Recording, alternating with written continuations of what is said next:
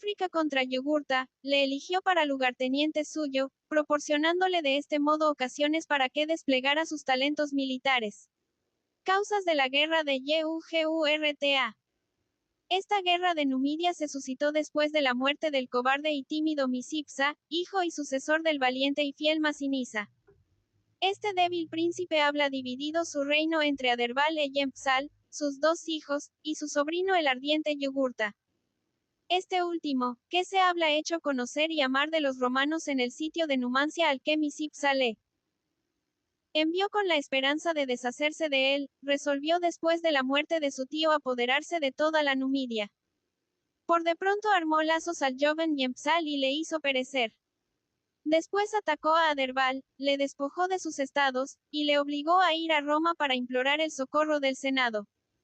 Los senadores, corrompidos por el oro de Yugurta, no se mostraron muy sensibles a sus desgracias. Sin embargo, para paliar sus prevaricaciones, enviaron comisarios a África con él. Historia romana. 331. Objeto de dividir la herencia de Misipsa entre los dos monarcas. Los países cuyo territorio era más fértil y los habitantes más belicosos fueron designados a Yugurta, pero no se contentó con esto. Así que se fueron los diputados, atacó abiertamente a Aderbal, le derrotó cerca de Cirta, Constantina, le sitió en esta ciudad y le hizo morir en los tormentos más terribles, despreciando la capitulación. Este crimen atroz hubiera quedado impune si Memio, tribuno del pueblo, no hubiese descubierto todas las intrigas de Yugurta, y no hubiera hecho conocer de qué modo este príncipe había cautivado a todos los nobles por medio de sus dádivas.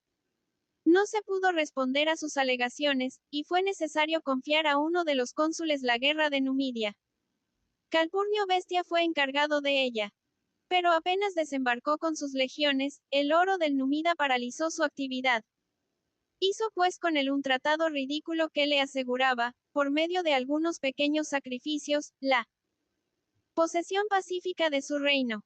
El pueblo, excitado por su tribuno, se enfureció al saber esta noticia, y pidió que el mismo Yugurta viniese a Roma para justificarse. El monarca se presentó allí confiando en su oro y presentes. Luego que se halló delante de sus jueces, Memio le echó en cara todas sus maldades y le invitó a que respondiese. Otro tribuno, Visebio, se lo prohibió. El pueblo, burlado por sus indignos manejos, se retiró manifestando su furor con gritos y gestos amenazadores. Algunos días después se hablaba de elevar al trono de Numidia a Masiva, nieto de Masinisa. Yugurta lo sabe y le hace dar de puñaladas. Aunque el crimen fuese manifiesto, todavía trató de justificarse. Y vanos esfuerzos el Senado le di 6 idem para que saliese de Italia. Dícese que al alejarse de Roma marchó mucho tiempo en silencio. 332. ALMACEN de la juventud. Y que después se volvió hacia ella diciendo: Ciudad venal, en breve perecerías si encontraras un comprador.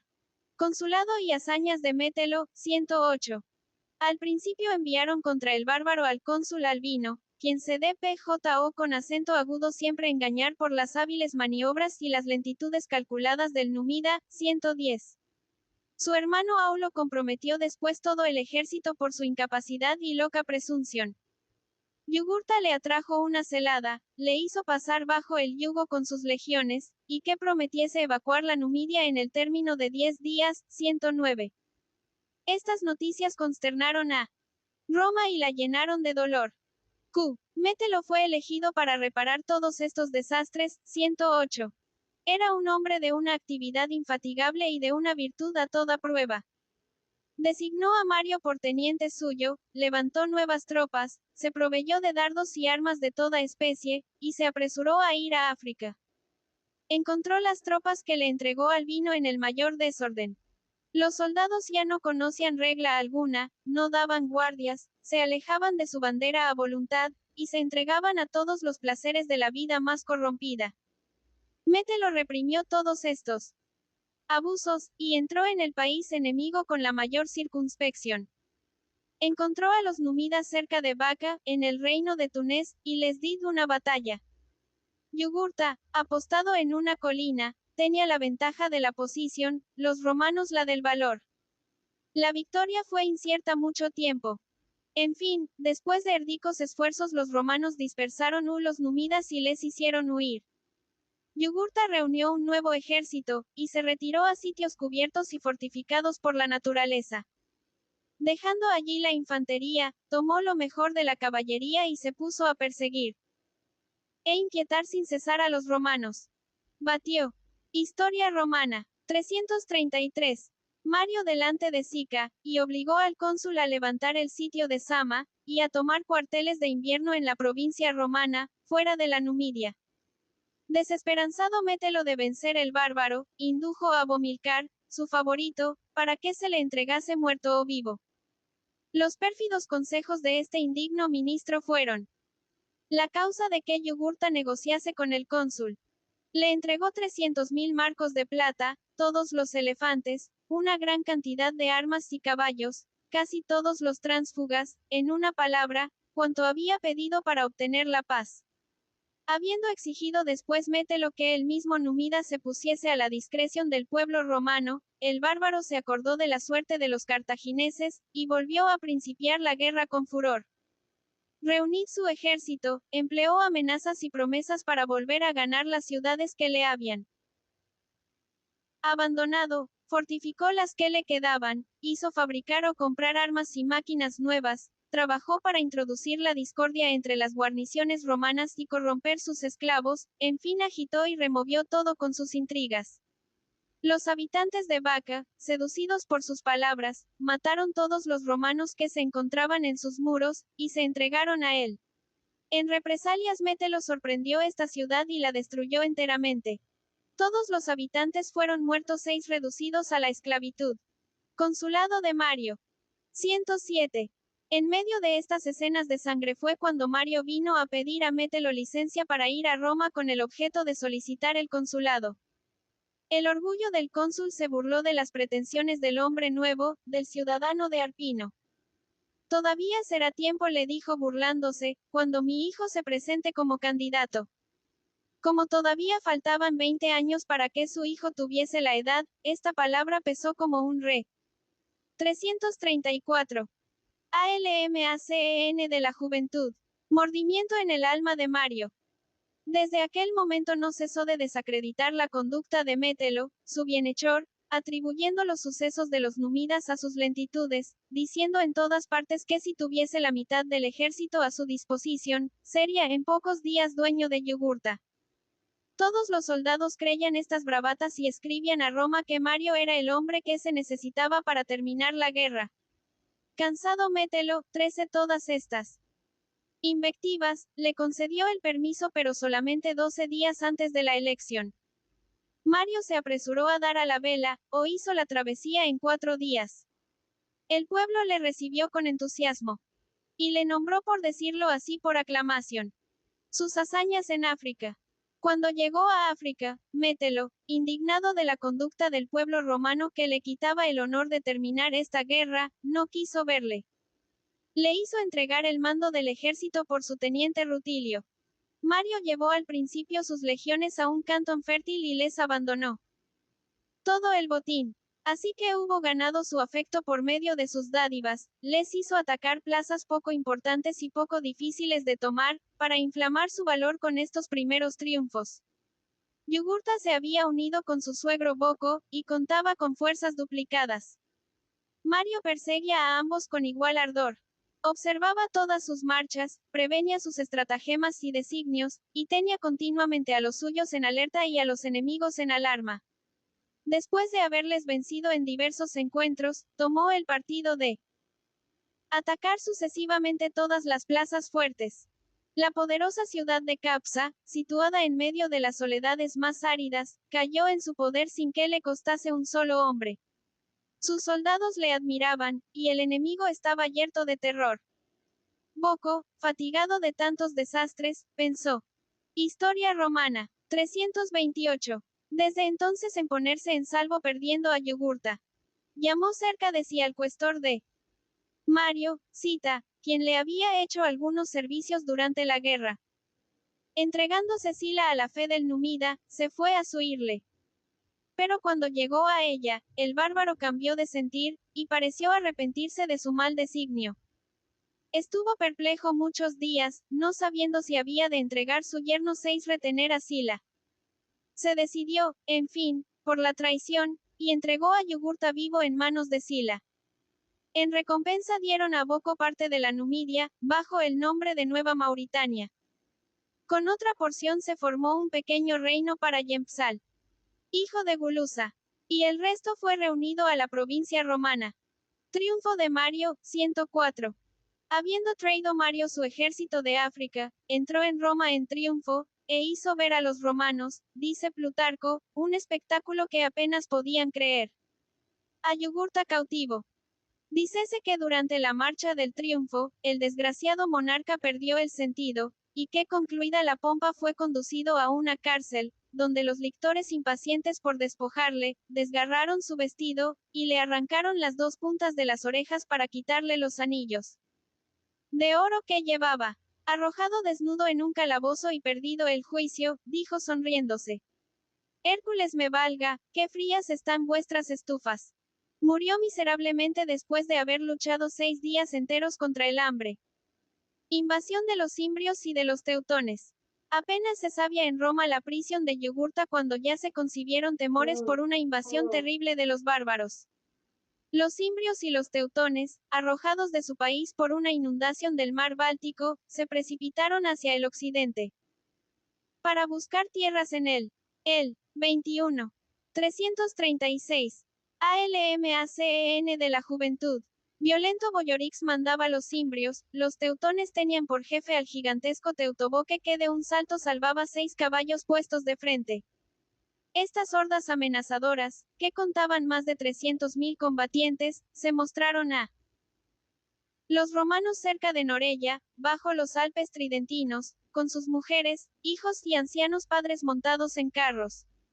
El cónsul Papirio Carbo, a quien el Senado envió contra ellos, les engañó con perjurios, y no por eso dejó de ser vencido. 113. Derrota de los ejércitos romanos, 113 a 105.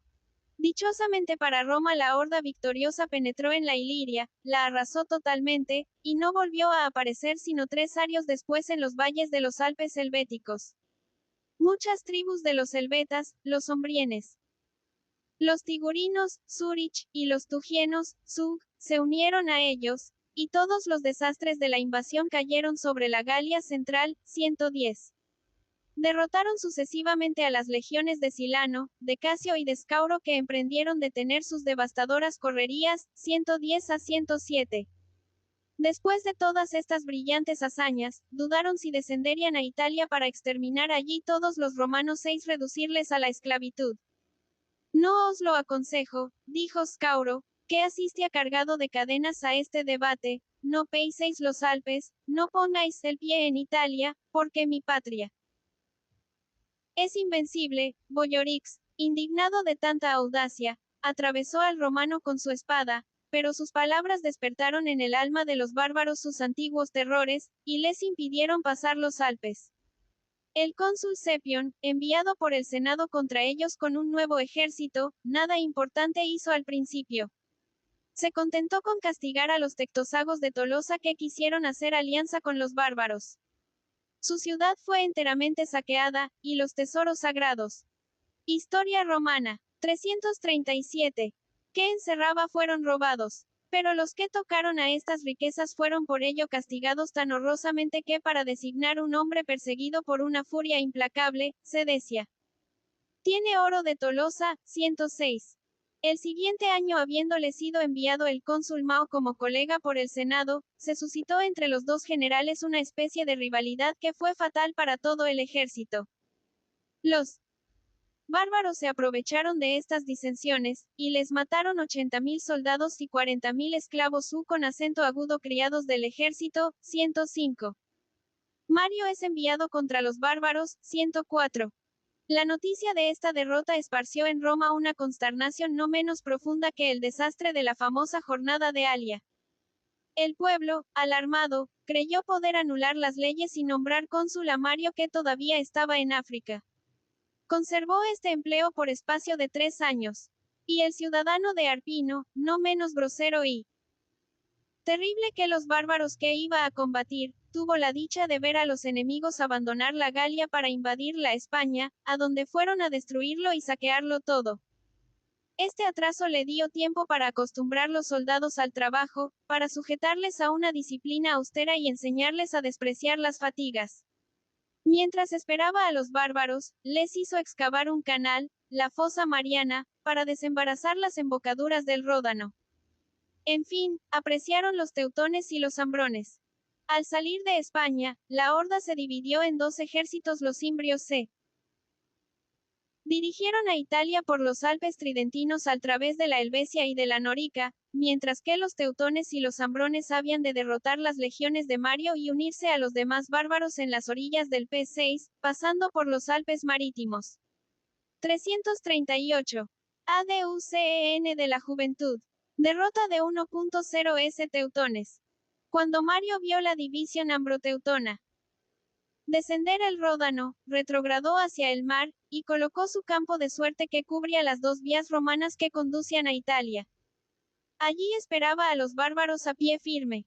Estas hordas, horrorosas, cuya voz y gritos nada tenían de humano, provocaron largo tiempo al cónsul para que se batiese. Mario se burló de sus desafios, contuvo el ardor inconsiderado de los soldados, les acostumbró al tono duro, a la vista y a todos los movimientos de aquellos hombres del norte. Los teutones, fastidiados de esta inacción, levantaron el campo. Pasaron a lo largo del de los romanos por espacio de 6 días enteros, tan numerosos eran, y les preguntaban con burla si tenían que decir alguna cosa a sus mujeres, puesto que bien pronto las verían en Roma. Mario lo siguió hasta Aix, Aguce Sextis, y se detuvo allí para darles una batalla. Tomó posición en un punto muy ventajoso y en el que no abundaba el agua. Habiéndole hecho observar los soldados que iban a sufrir cruelmente de la sed, les mostró con la mano un río que bañaba el campo de los bárbaros. Allí es, les dijo, donde es preciso irse y comprar agua con el precio de vuestra sangre. 4. ¿Por qué pues? Le respondieron, no nos lleváis al momento, mientras que todavía eorre sangre por nuestras venas. Antes es menester, respondió Mario con dulzura, fortificar nuestro campo. Los soldados obedecieron, mas no tardó en empeñarse el combate. Los ambrones fueron derrotados en un combate de las avanzadas. Los que escaparon de este primer degüello se retiraron al campo de los teutones, en el que introdujeron la alarma y el desorden. Durante toda la noche, dice Plutarco, dieron gritos horribles que parecían no quejas 6 gemidos humanos. Historia romana. 339. Sino aullidos y bramidos de fieras, mezclados con amenazas y lamentos. Los gritos de esta inmensa multitud resonaban en las montañas vecinas y en las concavidades del río. Este ruido terrible se oye en toda la llanura. Los romanos estaban aterrados, y el mismo Mario, admirado. Creía ser atacado de noche, y temía el destirden. Mas no salieron del campo aquella noche, ni al día siguiente. Empleando todo este tiempo en prepararse y disponerse para la batalla. Habiendo Mario colocado a Marcelo en una emboscada con 3.000 hombres de infantería, él mismo fue a buscarles a su campo, y les mató más de 100.000 hombres. Los montones de cadáveres que se pudrieron al sol y a la lluvia en esta vasta llanura le hicieron dar el nombre de Campi Putridi, hoy Purrieres. La tierra fue abonada con su sangre de tal modo que fue muy fértil por espacio de mucho tiempo. El cónsul victorioso hizo escoger entre las armas y los despojos lo que había de más rico y precioso, e hizo a los dioses un sacrificio magnífico. Vestido de púrpura y ceñido a la romana, tenía una antorcha en la mano para pegar fuego a la hoguera, cuando vinieron a anunciarle que por la 5ª vez había sido nombrado cónsul. Él los cimbrios. El pueblo le había devuelto a elegir porque no estaba libre de todos sus temores. Mientras que Mario exterminaba a los teutones, los cimbrios habían destruido en Italia al ejército de Cátulo. Al saber esta noticia, Mario se fue a Roma, reanimó la confianza del pueblo, se apresuró a juntarse con las legiones romanas en la Alta Italia, e hizo venir de las Galias su ejército. Los imbrios rehusaron largo tiempo empeñar el combate, bajo pretexto de que esperaban a sus hermanos los teutones, y sus 840 ALMACEN de la juventud. Embajadores pidieron a Mario tierras para sí y para aquellos bárbaros. No os inquietéis por vuestros hermanos, les dijo el cónsul chanceándose, tienen la tierra que les hemos dado, y la conservarán para siempre. Habiendo exclamado los bárbaros que los romanos serían castigados por estas burlas, primero por los imbrios y después por los teutones, cuando llegasen. Ya están ahí, replicó Mario, y sería poco delicado que os marchéis sin haberles saludado. Al momento les mostró los jefes de aquellos bárbaros cargados de cadenas, se dio la batalla en los llanos de Versailles. Mario tuvo ja destreza de poner a los imbrios en una falsa posición. El sol y el polvo les cegaban, y todos se dejaron exterminar, o huyeron a sus trincheras. Allí fue, dice Plutarco, donde se vio el espectáculo más trágico y terrible. Las mujeres, vestidas de negro, y colocadas sobre los carros, mataban ellas mismas a los fugitivos, de los cuales unos eran sus maridos y otros sus hermanos 6 padres. Ellas ahogaban a sus hijos con sus propias manos, les arrojaban bajo las ruedas de los carros o bajo los caballos y enseguida se mataban a sí mismas. Los hombres, a falta de árboles para ahorcarse, se ponían al cuello nudos corredizos que ataban a los cuernos 6 a las piernas de los bueyes, y picando los flespues para hacerlos correr, perecían ahogados o pisoteados por estos animales. A pesar del gran número de los que así se mataron, hicieron más de 60.000 prisioneros y degollaron 120.000. Triunfo de Mario. Mario, ensoberbecido con estas hazañas, no quena ya ser comparado más que a los dioses. Los romanos le concedieron unos honores reservados hasta entonces a la divinidad. Le ofrecieron las primicias de su mesa e hicieron algunas libaciones. Historia romana. 8.4 y. En honor suyo. El pueblo le dio el título de tercer fundador de Roma, igualándole así a Camilo y a Rómulo. Los mismos nobles humillaron su orgullo delante su genio, y exclamaron con un historiador de su partido. No, Roma no tiene que arrepentirse de haber criado a Mario. Guerra Social, 91. Los autores de la muerte de Druso derogaron todas sus leyes y declararon traidor a la patria a todo aquel que propusiese conceder a los aliados el derecho de ciudadanía. Estos se arrojaron al partido de la revolución, y pidieron a la fuerza lo que la ley les rehusaba. Los marsos dieron el ejemplo bajo las órdenes de Pompeyo Silo, su valiente general. Los vicentinos, pelignios, campanios, apulios, lucanios y principalmente los samnitas rivalizaron en ardor para unirse a ellos. Esta terrible confederación tuvo por capital a Corfinio, en el territorio de los pelignios, y se creó un foro, una curia y un senado. Roma, yerta de terror, multiplicó sus alistamientos de tropas, hizo un llamamiento a todos sus más hábiles generales, y envió legiones al Samnio y al país de los marsos. Esta guerra fue terrible. Se evalúa en más de 300.000 el número de los que murieron en ella. Mario había aceptado el mando de un ejército, pero le repugnaba derramar la sangre de los que había defendido y amado siempre. Pretextó padecer de los nervios y renunció su destino. Sila, el hombre de la nobleza, se complació por el contrario en tratar con rigor a aquel populacho. Hizo una guerra de exterminio en la Campania y el Samnio, y marcó en todas partes su paso con asesinatos e incendios. Después de todos estos excesos los romanos se vieron en el caso de ceder. Julio César al pronto hizo adoptar una ley que acordaba el derecho de ciudad a todos. Los 342. ALMACEN de la juventud. Latinos y hombrios que permanecieron fieles. Después vino la ley Plantia que hizo extensivo este privilegio a toda la Italia. 88. Rivalidad de Mario y de Sila. Desgraciadamente la guerra no podía terminarse por estas concesiones. Lo único que sucedió fue que cambió de teatro y de carácter. Una enemistad profunda había de separar naturalmente a los antiguos ciudadanos de los nuevos. Al principio se reunieron estos en 8 tribus que eran las últimas en las votaciones, lo cual era una manera de hacer inútiles sus sufragios y onerosos sus derechos.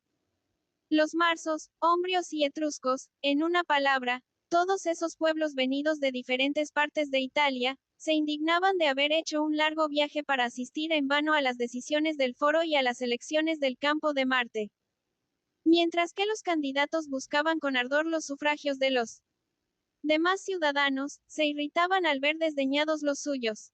Mario se puso de su parte, y propuso una ley en virtud de la cual habían de ser repartidos en las 35 tribus con los demás ciudadanos. Vid que se levantaban contra el Sila quien hería su orgullo hacía mucho tiempo, atribuyéndose la gloria de haber cogido a Yugurta y puesto fin a la guerra de Numidia. Estos dos hombres parecían haber nacido para combatirse. Su origen, su carácter, la naturaleza de su genio, el objeto de su ambición todo era contrario en ellos. La oposición de Sila, el jefe de la nobleza, no sirvió sino para que el publicano de Arpino fuese más ardiente para hacer pasar su ley, y lo consiguió. En pago, los italianos le dieron el mando de la guerra contra Mitrídates. Sila marcha contra Roma. Sila, que antes había es. Historia romana. 343. Estado encargado de ella, se indignó por la injusticia del pueblo, hizo que los soldados participasen de su resentimiento y marchó contra Roma. El pueblo, que estaba desarmado, subió a los tejados, e hizo caer sobre las legiones una infinidad de tejas y piedras que les impedían avanzar. Entonces Sila sin consideración a sus amigos, aliados y parientes, pone fuego a las casas y ordena a sus soldados que le imiten. En un instante el hierro y el fuego le hicieron dueño de la ciudad. Al momento reunió el Senado, hizo degollar al tribuno Sulpicio, y ofreció un premio por la cabeza de Mario, a pesar de Cébola que tuvo bastante valor para exclamar: no jamás declararé enemigo de Roma al que la ha salvado de los cimbrios. Destierro de Mario. Después de haber llamado inútilmente en su auxilio a los esclavos, huyó Mario. Anduvo errante de aldea en aldea, y enseguida se embarcó en Ostia. Cansado del mar y de las tempestades, volvió a desembarcar en Circe, anduvo de nuevo errante y mendigando, y fue a ocultarse en los cañaverales de los pantanos de Minturnes donde fue descubierto. Dícese que habiendo enviado los magistrados de esta ciudad un esclavo para matarle, Mario le miró con orgullo, y le dijo con un ademán terrible: desgraciado, 4 te atreverás a matar si callo Mario. El soldado atemorizado huyó exclamando: no, yo no puedo matar a Cayo Mario. No atreviéndose los minturnios a dar muerte a tan grande hombre, le proporcionaron un barco para que se fugase. Llegó a África, donde esperaba encontrar algún socorro. El pretor Sextilio le envió un lictor para prohibirle la entrada en su provincia. El ilustre fugitivo, lleno de dolor, guardó largo tiempo un profundo silencio.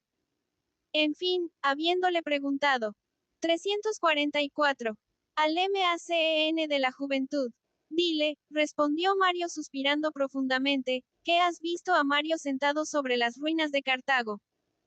Palabras de mucho sentido, como dice Plutarco, y que ponían a la vista de Sextilio la suerte de esta ciudad y la suya, como de grandes ejemplos de las vicisitudes humanas. Marcha de S1LA, 88 a 84.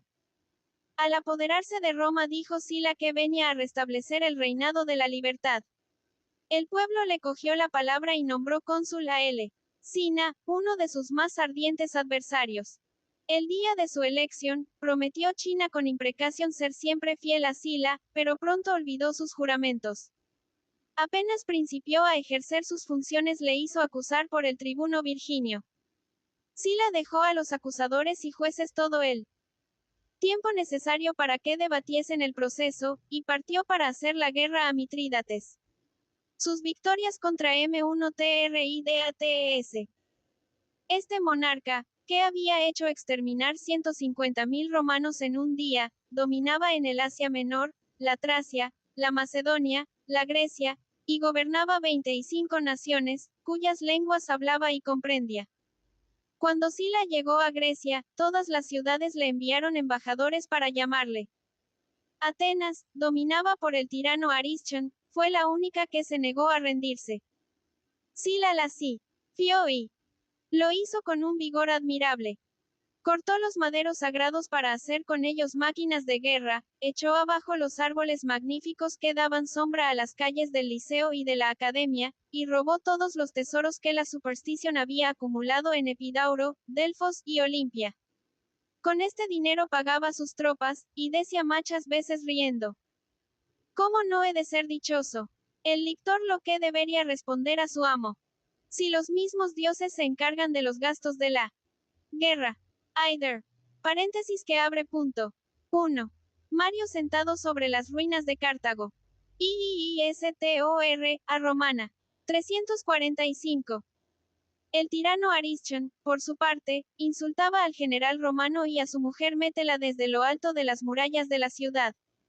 El pueblo de Atenas, al ver este hombre feroz con ojos verdes y tez roja manchada de blanco, había recuperado su humor satírico y repetía este verso de un chistoso: Cita no es más que una mora cubierta de harina. El vencedor se vengó cruelmente de estas burlas. Permitió a sus soldados que todo lo robaran y que degollasen a cuantos encontrasen. La sangre derramada en la plaza llenó todo el cerámico, rebosó por las puertas y corrió en los barrios. Después de destruir las fortificaciones del Pireo y del Arsenal, abandonó Sila el país poco fértil del Ática, que no podía alimentar sus tropas, y pasó a Beocia. Encontró los ejércitos de Mitrídates y los derrotó en Cheronea y Orchomeno. La primera de estas victorias solo le costó 14 hombres. Pero en Orchomeno sus tropas principiaban a huir, cuando él mismo se arrojó en medio de los enemigos exclamando: Romanos, glorioso será para mí morir aquí. En cuanto vosotros, cuando os pregunten dónde habéis abandonado a vuestro general, acordaos de responder que en Orchomeno. La palabra y el ejemplo del jefe hicieron que los fugitivos volviesen al combate, y los enemigos fueron otra vez derrotados. Triunfo del partido de Mario en Roma.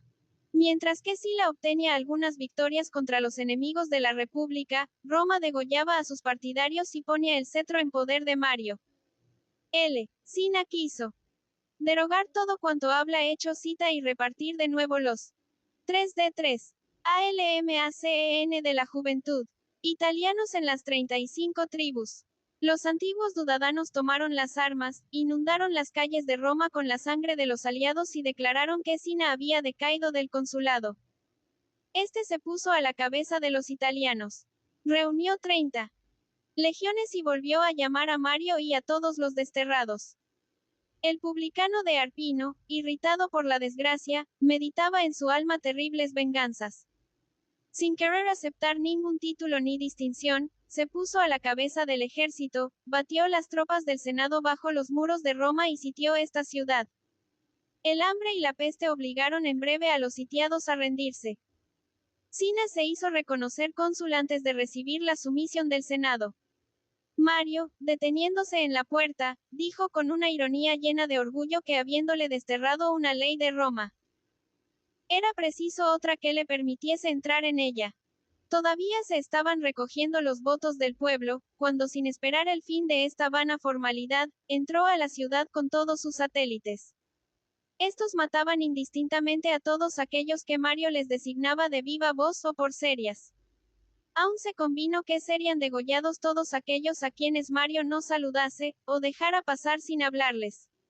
Sus amigos no se aproximaban a él sino temblando. Sina habría querido poner un término a estos degüellos. Pero el feroz vencedor de los cimbrios trató a su patria como a una ciudad tomada por asalto, y continuó haciendo matar a todos los que le eran sospechosos. Veías grado por todos los caminos y ciudades correr las gentes, según la expresión de Plutarco, como perros de caza, persiguiendo a aquellos que se hablan escondido o huido. Lo que hacía temblar principalmente, era la brutalidad de los satélites de Mario, quienes después de haber muerto al dueño de la casa, deshonraban a los Historia romana. 347. Hijos y a las mujeres, sin que fuese posible reprimir su lujuria y crueldad. En medio de todos estos horrores, Mario se hizo nombrar cónsul por la 7ª vez. Presentía que iba a tener que combatir en breve los ejércitos victoriosos de Sila, y este pensamiento le llenaba de cuidadosa inquietud. En vano buscaba en el sueño una tregua a sus remordimientos y un remedio a sus penas. Unas pesadillas espantosas le ponían en una especie de delirio perpetuo, que arruiné rápidamente todas sus fuerzas. Murió el 17º día de su consulado. Su muerte causó a los romanos la mayor alegría, porque se creyeron libres de la tiranía. Pero en esta última edad de la República la tiranía no tuvo interregno en Roma. Muerto el tirano, viva el tirano. Después de Mario, Sila. Paz de Shah con Mitrídates, 84. Habiendo sabido el vencedor de Mitrídate, ese que se habla decretado en Roma su proscripción y que triunfaba Mario, se apresuré a hacer la paz con el rey del Ponto. Tuvo con alguna entrevista en Dardan en la Tromi, y le dictó con orgullo sus condiciones de paz. Retirarás, le dijo, tus tropas de todas las ciudades que no poseías antes de la guerra, devolverás a Nicomedes la Bitinia, a Aribarzanes la Capadocia y todos los prisioneros sin rescate, me pagarás 2000 talentos y me proporcionarás 80 navios equipados con 500 arqueros. En fin, dejarás tranquilos a todos los amigos y aliados de los romanos. ¿Qué me dejas, pues? Pregunté Mitrídates. Te dejo la mano que ha firmado el decreto de muerte de 100.000 romanos. En efecto, hubiera podido hacerle cautivo y economizar 30 años de guerra a su patria. Pero deseaba con impaciencia marchar contra los partidarios de Mario. 348. ALMACEN de la Juventud. Vuelta de Sila a Italia, 84 a 79. Sila, para hacerse querer de los soldados, les abandonó todos los países que atravesaban. Esta desgraciada Asia, robada ya por los publicanos de Roma y por Mitrídates, fue devastada de nuevo por aquella soldadesca avara y cruel. Esos hombres groseros, que solo conocían la vida de los campos, estaban orgullosos porque habitaban los palacios, frecuentaban los barrios y teatros y gozaban de todas las delicias de la Grecia.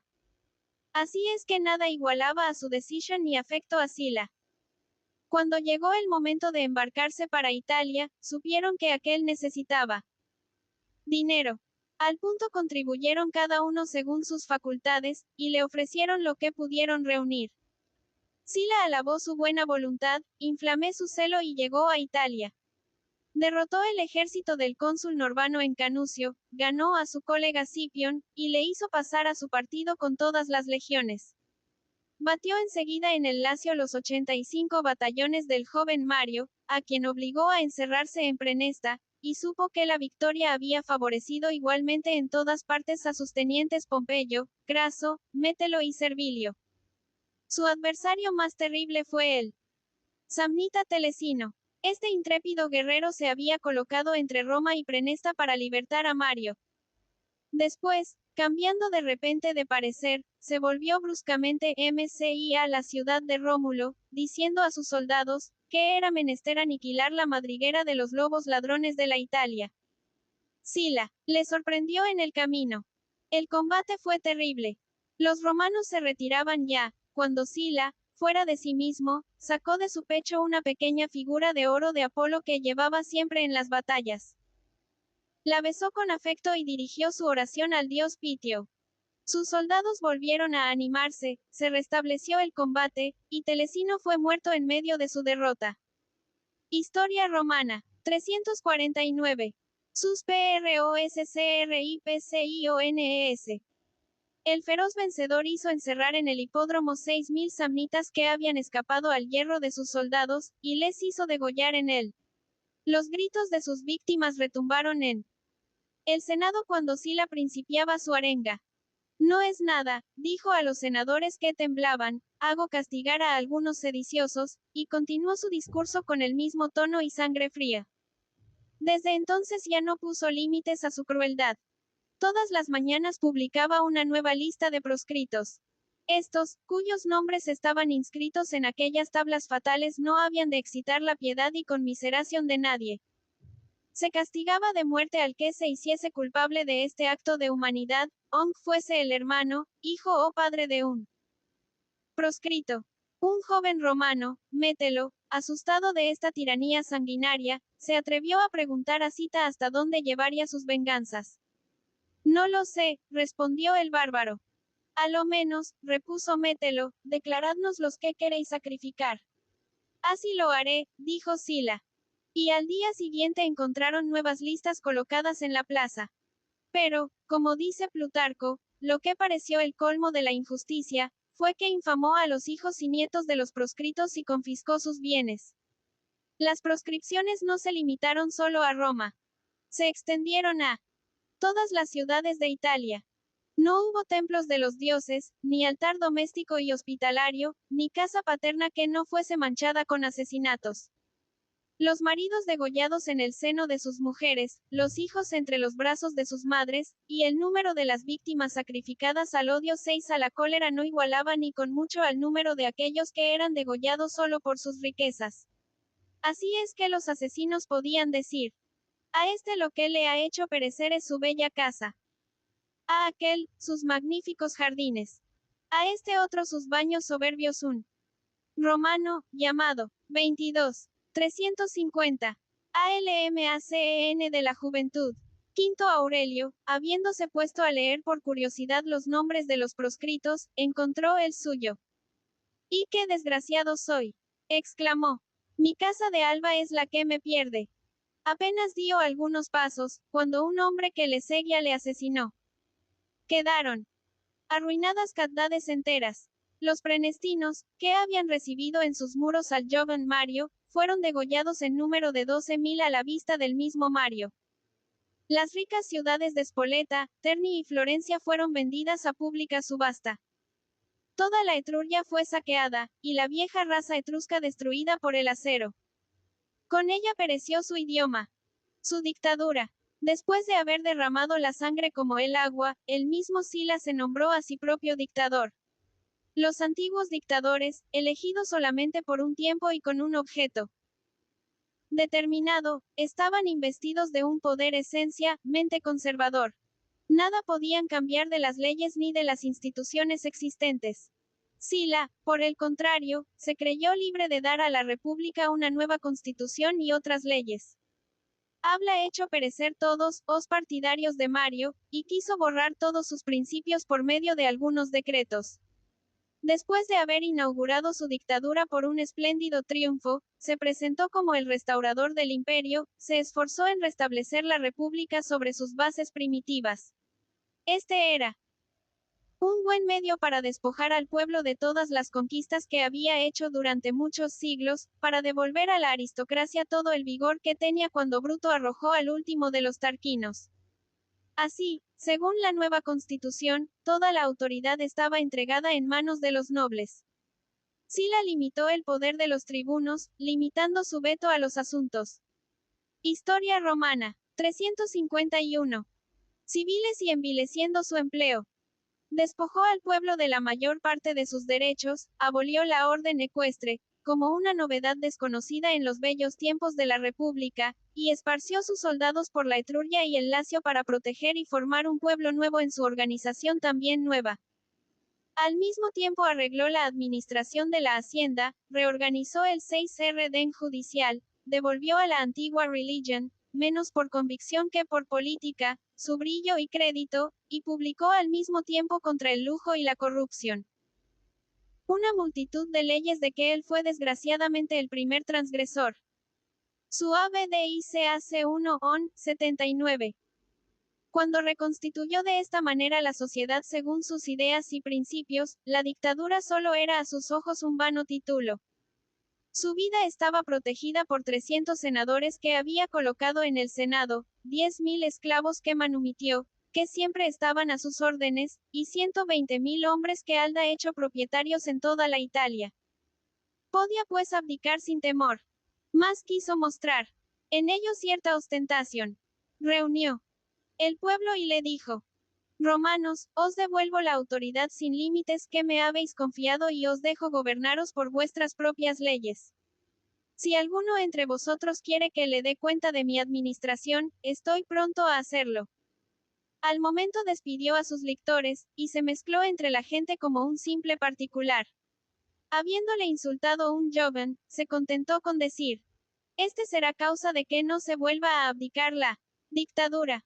Se retiró a su morada, y dividió el tiempo entre el estudio y los placeres. Escribía sus memorias, o pasaba el tiempo en beber con los bufones.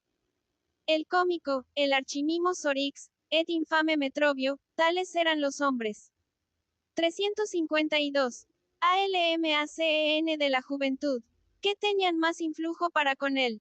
Sus excesos le causaron una horrible enfermedad. Su cuerpo cayó en podredumbre, y murió roído por piojos y otros insectos que se renovaban incesantemente. Sus funerales tuvieron todo el brillo de un triunfo. Las damas romanas levaron una cantidad prodigiosa de aromas, llenaron 210 canastillos, 6 hicieron con cinamomo e incienso 2 estatuas de tamaño natural. Una representaba a Sila, la otra a un lictor que llevaba los haces delante de él. Pompeyo empleó todo su crédito para que se le hiciesen tales honores. POMPEY0 derrota a LEPIDO, 71. Apenas murió Sila, se realizaron sus predicciones. Pompeyo tenía que quejarse del dictador, porque había dejado legados a todos sus amigos, sin pensar en él. Hacía mucho tiempo que desaprobaba interiormente su constitución, mas pensaba con razón que convenía no precipitar las cosas, y que la reacción, para ser saludable, necesitaba ser meditada y preparada tranquilamente. Lépido, que no tenía tiempo de esperar, quiso por el contrario destruir al momento la obra de Sila, e ilustrar así su consulado. Propuso pues restablecer el poder tribunicio. Al oír esto los partidarios de Mario se reunieron alrededor suyo y le eligieron por jefe. Se puso a su cabeza, llamó a todos los proscritos, y en breve se presentó bajo los muros de Roma con un poderoso ejército. El Senado le declaró fuera de la ley, y envió a Pompeyo contra él. El desgraciado cónsul fue derrotado sucesivamente delante del puente Milvio, en la Etruria y cerca de Cosa.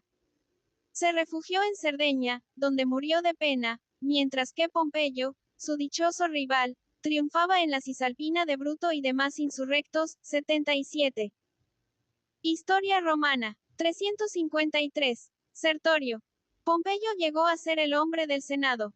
Le enviaron pues a España para concluir con los últimos restos de la guerra civil que se habían reunido, como dice Plutarco, alrededor de Sertorio. Este general, que ha sido comparado a Aníbal por el genio, nació en el país de los Sabinos, en la pequeña ciudad de Nurcia.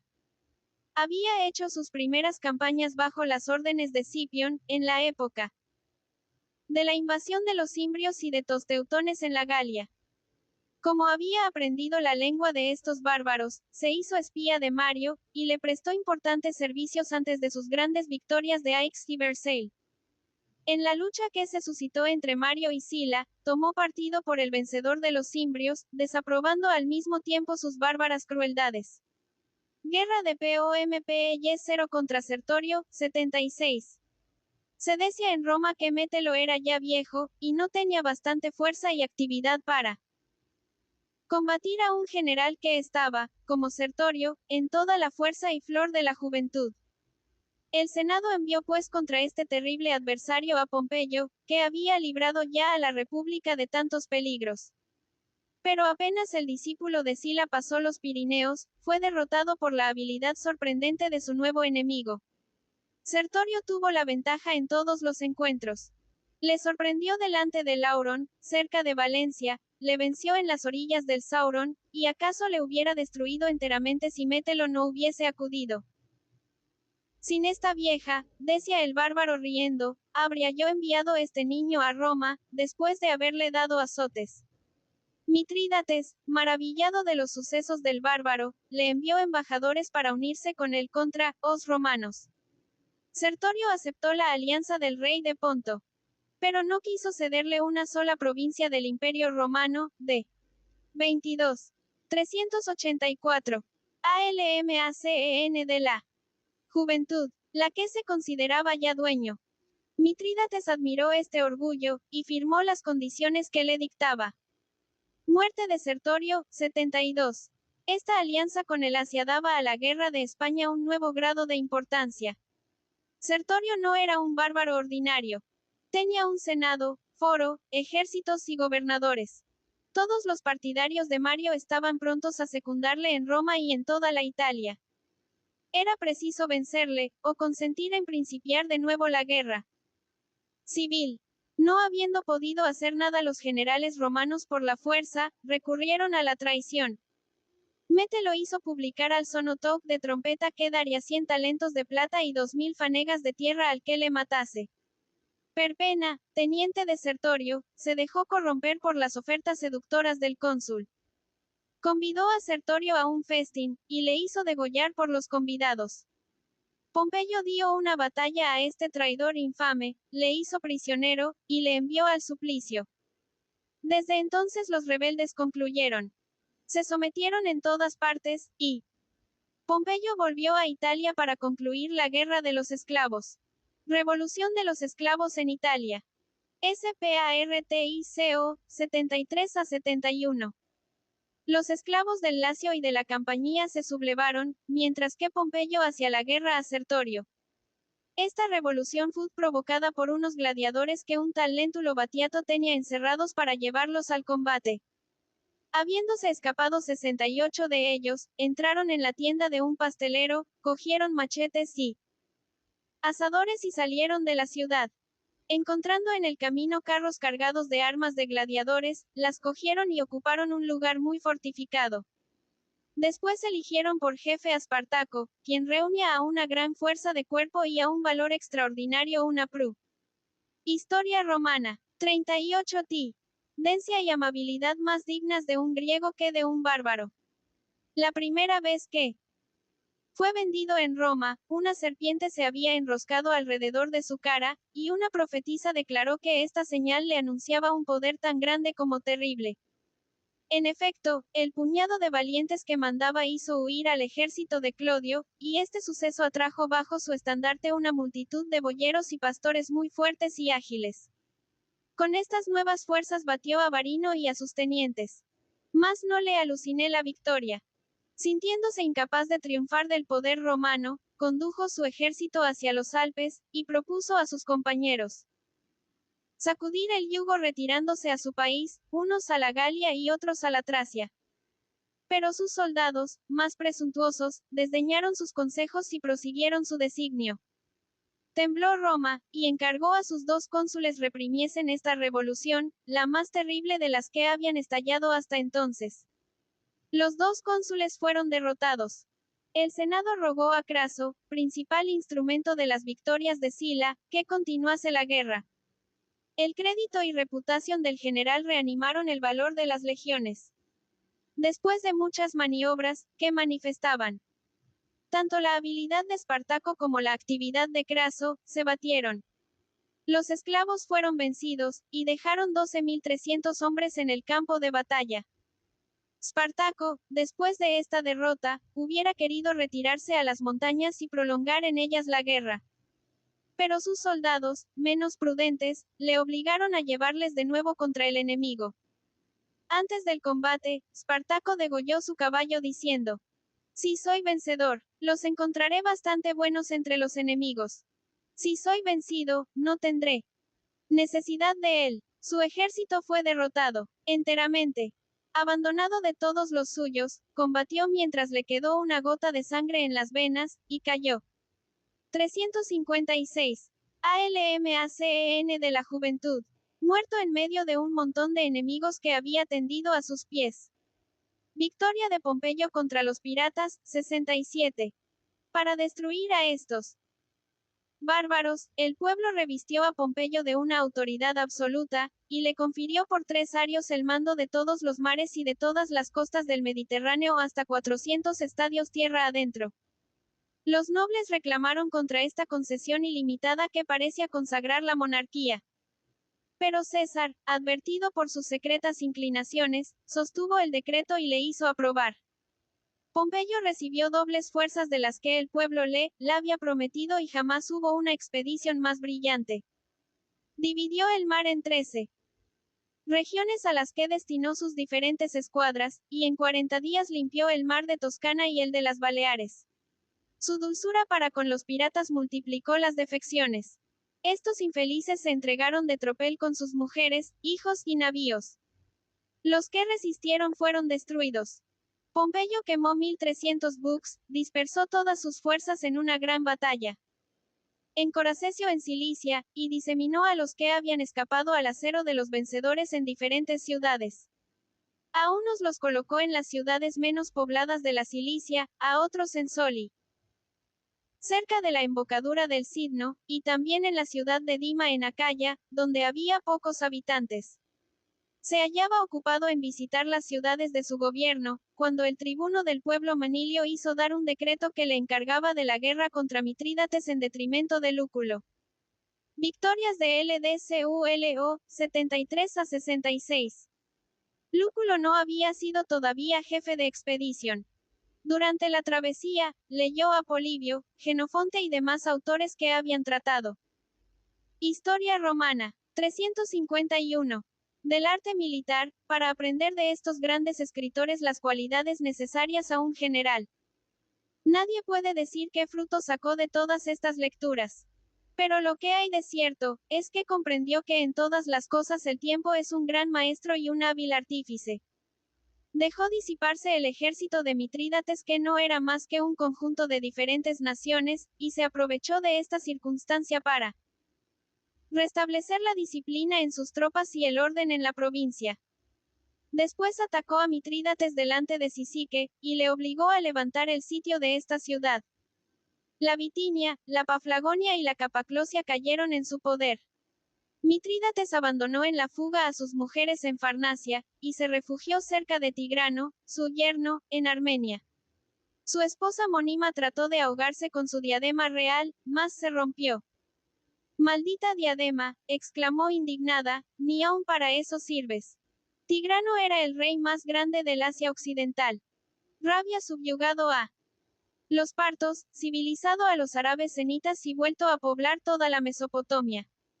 Los sirios le habían rogado que tomase su reino bajo su protección, y Mitrídates en la época de su gloria se vanagloriaba de ser su aliado, y cuando le abandonó la fortuna, buscó un asilo en sus estados.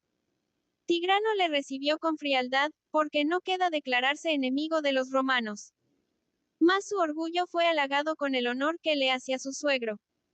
Sometió la Mesopotamia, conquistó la Fenicia, extendió sus posesiones hasta el Egipto, y tomó el título de rey de los reyes. 70. Lúculo le significó que entregase Mitrídates a los romanos, y habiéndose rehusado a ello pasó el Tigris y el Éufrates, y penetró con 15.000 hombres en el interior de la Armenia. Como embajadores, dijo Tigrano, es demasiado. Pero como guerreros, es demasiado poco. A pesar de sus burlas fue derrotado por este puñado de Hom. 358. ALMACEN de la juventud. Bres de corazón y de valor. Antes de la batalla habían dicho a Lúculo que aquel día estaba marcado corno nefasto desde que Sepión había sido vencido por los cimbrios. Y Cien respondió el valeroso general, yo haré que sea dichoso, y cumplió su palabra. Después de la victoria, tomó a Tigranocerta, 69, y fue a derrotar de nuevo cerca de Artaxata, 68, a Mitrídates que habla reunido los restos del ejército vencido. POMPY 0 sucede a Lugno, 66. En el ínterin, el pueblo romano entregó a Pompeyo el mando de todas las provincias y de todas las tropas que Lúculo tenía bajo sus órdenes. El Senado tuvo miedo de esta autoridad despótica que amenazaba a Roma con la tiranía, mas el decreto fue sancionado por los sufragios unánimes del pueblo. Lúculo se manifestó indignado al ver que así se le quitaba el honor de concluir una guerra que había comenzado y proseguido con tanto éxito. Comparaba a Pompeyo a un ave de rapiria, cobarde y tímida, que se arroja sobre los animales que no ha matado para devorar sus cadáveres. Así era, Afiadia. Como Eja ha atribuido las derrotas de Sertorio, de Lépido y de Espartaco, aunque eran obra de Craso, Mételo y Cátulo. Estas quejas eran fundadas, pero no por eso dejó de ceder el mando de las legiones al gran Pompeyo. Este nuevo general, no menos dichoso que hábil, venció a Litridates, y vio Tigrano a sus pies felicitándose de haber sido vencido por semejante héroe. Pompeyo le dejó la Armenia con el título de aliado del pueblo romano. Pero continuó persiguiendo al rey de Ponto. Le derrotó de nuevo en las gargantas del Cáucaso, y creyó que había muerto en medio de aquellas naciones salvajes. Historia romana. 359. Conquistas de la Siria y de la Palestina, 64. Enseguida descendió a Siria y Palestina para hacer la conquista de estos dos reinos.